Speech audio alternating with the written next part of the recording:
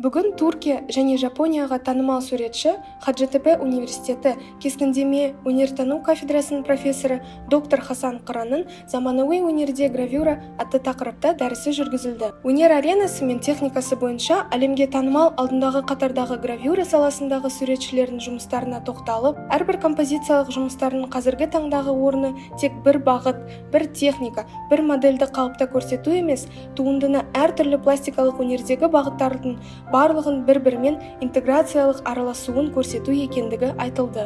Дәрістің соңы атмосфералық жарық темптегі мастер-класспен жалғасты. Мастер-класс Алматы қаласының жан-жағынан келген қонақтар үшін әдемі көңіл-күй, жағымды энергия және әрбір көрерменге арт-терапия сыйлады.